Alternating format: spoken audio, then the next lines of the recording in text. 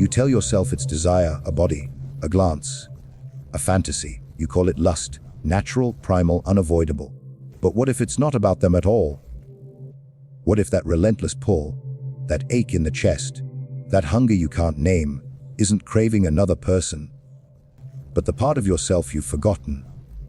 Carl Jung warned, when the soul is starved, the body screams.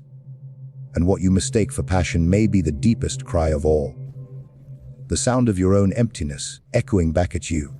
Lust is often celebrated as one of the most primal and undeniable forces of human nature. An instinctual drive, raw and honest, rooted in biology and desire. We accept it as natural, even healthy, when kept in balance. But Carl Jung saw lust not merely as a biological impulse, but as a psychological signal, often pointing to something far deeper than physical attraction. He warned that what we label as lust may, in fact, be a desperate attempt by the unconscious to compensate for a profound inner lack, a spiritual and emotional emptiness that the conscious mind refuses to acknowledge. When the self, the totality of who we are, is fractured, when we are disconnected from our deeper instincts, our creativity, our purpose, the psyche seeks wholeness by any means necessary. And one of the most accessible, immediate, and intoxicating ways to feel whole, even if only for a moment, is through the illusion of union with another. This is not to shame desire, nor to suggest that all lust is false or pathological.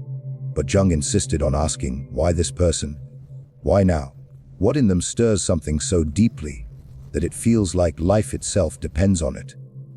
Because if it were purely physical, any attractive person would do. Yet we fixate, we obsess, we dream, we lose sleep, we rearrange our lives. This intensity is not a measure of another's beauty, but of our own inner void. The body, in its wisdom, knows when the soul is starving, and when the soul is not fed with meaning, with self-knowledge, with inner dialogue, it sends the body into overdrive, chasing sensation, mistaking arousal for revelation, believing that the next kiss, the next touch, might finally silence the quiet scream inside. Modern life amplifies this disconnection. We are more connected than ever, digitally, socially, sexually, yet more alone. We scroll through endless faces, consume fantasies like food, engage in fleeting encounters that leave us emptier than before. Each one promises fulfillment. Each one ends in the same silence. This is not because we are broken, but because we are seeking outside what can only be found within. The unconscious does not speak in logic. It speaks in symbols, in dreams, in compulsions. And lust, especially obsessive, unrelenting, idealized lust, is one of its most potent symbols. It is not merely about sex. It is about the longing for integration, for the reunion of fragmented parts of the self. The person we desire so intensely becomes a container for all that we have lost: our passion, our mystery, our wildness, our forgotten creativity. We do not want their body. We want what their presence awakens in us. Because in our daily lives, that part of us is dormant, buried under routine, responsibility, and repression. Jung observed that the most powerful attractions are often irrational, even destructive. We fall for the unavailable, the dangerous, the emotionally distant, not because we seek pain, but because these figures mirror the very aspects of ourselves we have disowned. The rebel, the artist, the seducer, the outcast, they are not just external beings. They are archetypes living within us, crying out to be acknowledged. When we chase them in the world, we are actually chasing a lost part of our soul. And until we realize this, the cycle continues: desire, pursuit, disillusionment, emptiness, and then, again, desire. The body screams because the soul is silent, and lust, in all its fire, is often the only voice the unconscious has left. At the heart of Jung's psychology lies a radical idea. We do not love others. We love the projections we place upon them. And among the most powerful of these projections are the anima and the animus, the inner feminine soul in every man and the inner masculine spirit in every woman. These are not mere metaphors. They are living, dynamic archetypes within the unconscious, shaping our desires, our dreams, and our deepest attractions. When a man speaks of being haunted by a woman's presence, or a woman describes a man as her missing half, they are not just expressing romantic longing. They are describing an encounter with their own inner world, projected onto the screen of another human being. For the man, the anima is his inner feminine, the repository of his emotions, his intuition, his capacity for relationship, his connection to the soul. Because society often discourages men from exploring these qualities directly, they remain unconscious, unseen, unspoken. And so, when a woman appears who embodies these traits, mysterious, nurturing, passionate, poetic, he does not merely find her attractive, he feels possessed by her. She seems to awaken something ancient and forgotten within him. But what he is truly encountering is not her, but his own anima, now given form and face. She becomes a vessel for all that he has repressed: his sensitivity, his vulnerability, his longing for meaning. And because he has never learned to speak to this part of himself, he believes it can only be found in her. For the woman, the animus is her inner masculine, the source of her will, her voice, her logic, her authority, often suppressed in a world that punishes women for being too strong or too direct. The animus remains hidden, unformed, or distorted. When a man appears who is confident, decisive, silent yet powerful, she may feel an almost magnetic pull toward him. Not because he is perfect, but because he reflects the part of her that longs to speak, to lead, to stand firm in her truth. She projects her animus onto him, believing that he holds the strength she lacks. But again, the power is not in him. It is in her, dissound, unconscious, and now seeking expression through another. This is why so many passionate relationships begin with an almost mystical intensity. Soulmates, twin flames, fated love, and then, over time, collapse into disillusionment. The initial fire was not fueled by mutual understanding, but by projection. The other person was not seen for who they truly were, but for what they represented. And when reality sets in, when the beloved reveals flaws, limitations, ordinary human needs, the spell breaks. The anima or animus is withdrawn, and the lover is suddenly seen not as a god or goddess, but as a flawed human. The emptiness returns, often with greater force, because the real work was never done, the work of turning inward, of integrating these archetypal forces not through another, but through oneself. Jung warned that until a man makes peace with his anima, he will be enslaved by his moods, his fantasies, his idealizations of women. Until a woman integrates her animus, she will be dominated by rigid opinions, intellectual arrogance, or a chronic search for external validation of her worth. The path to true love is not through endless romantic pursuit, but through inner reunion. When the anima is no longer sought in every mysterious woman, but welcomed as a voice within, the man becomes whole. When the animus is no longer projected onto strong men, but embodied as her own courage, the woman becomes free. And only then can real relationship begin. Not as compensation for emptiness, but as communion between two whole beings. In a world that glorifies passion, connection, and constant stimulation, emptiness is treated like a disease to be cured at all costs. Loneliness, silence, stillness. These are not seen as natural states of the human condition, but as failures of will, of attractiveness, of worth. And so, when the quiet settles in, the space between relationships, the pause after a breakup, the late night hours when the music stops and the body is alone, many rush to fill it with sex, with dating apps, with fantasy, with romance, with the intoxicating promise of being wanted. But what if this relentless pursuit of intimacy is not a sign of desire, but a symptom of avoidance? What if the very thing we're trying so hard to escape, emptiness, is not the enemy, but the doorway? Carl Jung understood that modern life breeds a profound spiritual starvation. We are surrounded by images of love, sex, and connection. Curated, idealized, endless, yet real intimacy, the kind that comes from mutual depth and self-awareness, is increasingly rare. Instead, we settle for intensity, the rush of attraction, the thrill of the chase, the temporary high of being desired. These are not substitutes for love. They are distractions from the self. And the more disconnected we are from our inner world, the more we will seek refuge in the outer world, mistaking physical closeness for emotional wholeness. This is what Jung called spiritual bypassing, using external experiences to avoid confronting the deeper questions of meaning, identity, and purpose. Lust, in this context, becomes a kind of anesthesia. It numbs the ache of disconnection, if only for a moment. The body is engaged, the mind is occupied, the loneliness is suspended. But it is not healed.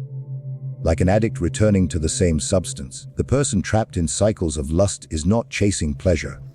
They are fleeing a void they do not understand. They may have everything: success, beauty, attention, yet still feel hollow, because no amount of external validation can answer the silent question, "Who am I?" when no one is watching. The more we avoid that question, the louder the body screams for distraction. The more we deny the soul its voice, the more the flesh demands to be heard.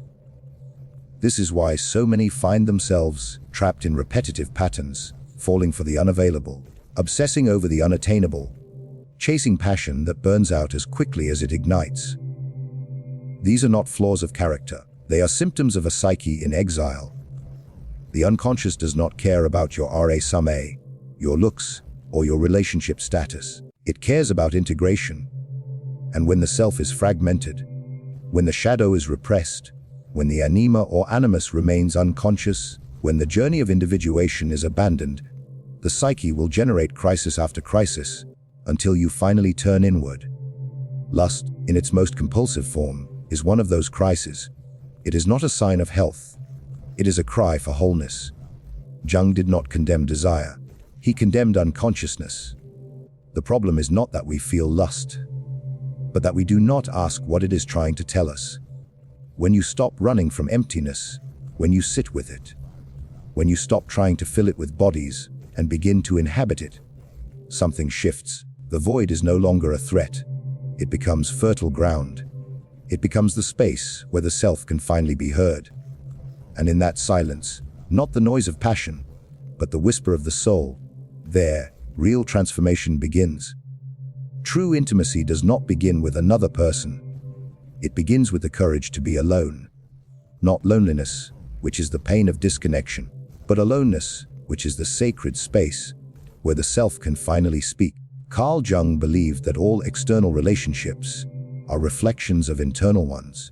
The way you relate to others is shaped by the way you relate to yourself. Your hidden fears, your buried desires, your unacknowledged wounds. And until you confront those inner fractures, every relationship will become a stage for unconscious drama projection, dependency, disillusionment, and retreat. You will keep searching for love in the eyes of strangers, not realizing that the love you seek has been within you all along, buried beneath layers of fear, shame, and societal conditioning. The path out of emptiness is not found in more partners, more passion, or more pleasure. It is found in deeper awareness. In the slow, often painful work of individuation, the process of becoming whole, by integrating the dissound parts of the self. This means turning away from the mirror of the outer world and beginning the descent into the inner world. It means asking not, "Why don't I feel loved?" but, "What part of me have I stopped loving?"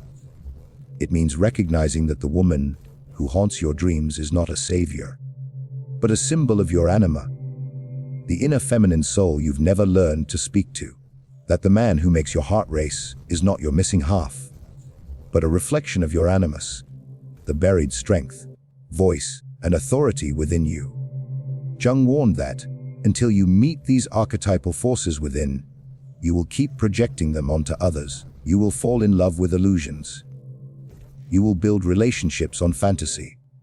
And when reality inevitably breaks the spell, you will feel betrayed, not by the other person, but by your own unconsciousness. The disappointment is not theirs. It is yours, because you gave them a role they were never meant to play, the carrier of your wholeness. To stop fleeing yourself is the most radical act of love. It means sitting with the discomfort of your own silence. It means facing the parts of you that feel unlovable, the jealousy, the rage, the need, the shame, and saying, "You belong." not because they are pleasant, but because they are yours. The shadow, the anima, the animus, they are not enemies to be defeated, but allies to be integrated. And only when you reclaim them do you stop needing to find them in someone else. This is not a rejection of relationships. It is a redefinition of them. When you are no longer seeking completion in another, when you are no longer using lust to fill a void, relationship becomes something entirely different, not a rescue, but a communion. Not a dependency, but a dialogue between two whole beings. You no longer need the other to make you feel alive, because you are already alive within yourself. You no longer cling, because you are no longer afraid of being abandoned. You are present, not as a role, not as a performance, but as a self. And in that presence, something extraordinary happens. The lust that once burned with desperation begins to transform. It does not disappear. It deepens. It becomes not a craving for the other, but a celebration of connection. Fleeting, fragile, and real. Not because they complete you, but because, for a moment, you are both fully here. And that, more than any fantasy, any obsession, any fleeting high, is the closest thing to sacred intimacy we have. Emptiness is not a flaw. It is not a punishment. It is not a sign of brokenness or unworthiness. Emptiness is a space, one of the most sacred spaces in the human experience. And yet, we spend our lives running from it. We fill it with noise, with people, with sex, with work, with distraction, with anything that will keep us from hearing its silence. We treat it like a void to be feared, a wound to be sealed. But Carl Jung saw it differently. He saw emptiness not as absence, but as potential. The womb of transformation, the threshold between the known self and the unknown depths of the soul.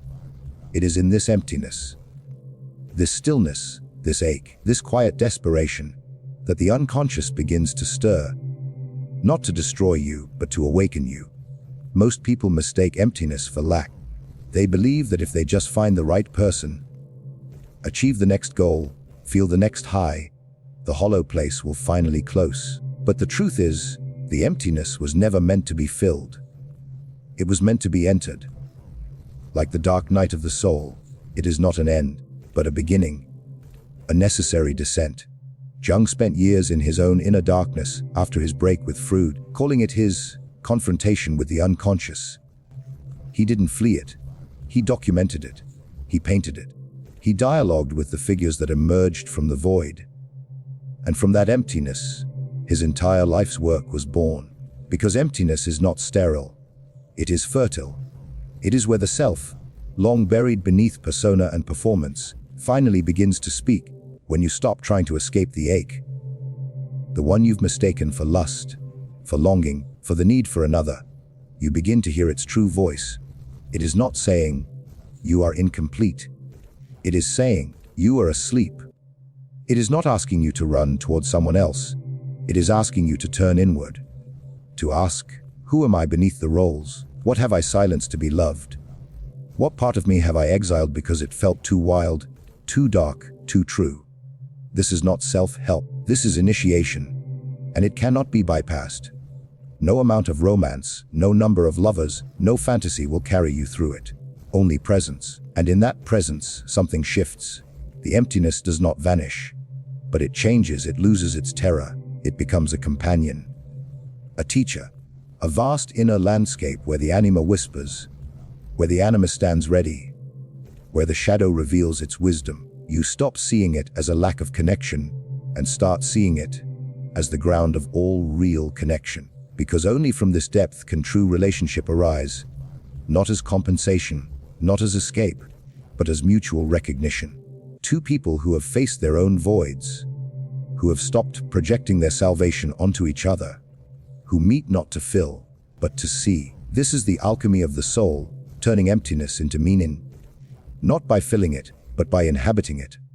The ache remains, but now it has direction. It is no longer a cry of desperation, but a compass, pointing you not outward, but inward, toward the self, toward wholeness, toward the only love that can never leave you, because it was never outside to begin with. You will still feel the pull, the glance across the room, the voice that stirs your blood, the fantasy that lingers like smoke. And that's not wrong. It's human, but now you know. That ache is not just lust, it is a summons. A silent call from the depths of your own soul, asking to be remembered. The one you desire so fiercely is not the answer. They are the mirror, the symbol, the dream your unconscious has shaped to guide you home. So the next time you feel that hunger, don't reach for your phone. Don't open the app. Don't chase the body, the kiss, the night. Instead, be still. Let the silence speak. Let the emptiness breathe. Ask not, how can I fill this? But, what is this trying to show me? Because the part of you that feels lost, that feels broken, that feels forever incomplete, was never meant to be found in another. It was meant to be found in you. And when you stop fleeing yourself, when you stop using passion to numb the void, something extraordinary happens. The emptiness doesn't disappear, but it transforms. It becomes sacred. It becomes fertile. It becomes the ground where your true self can finally rise. You will still desire. You will still love, but never again from lack, from wholeness, from presence, from the quiet, unshakable truth that you were never broken, only asleep. And now, you are waking up.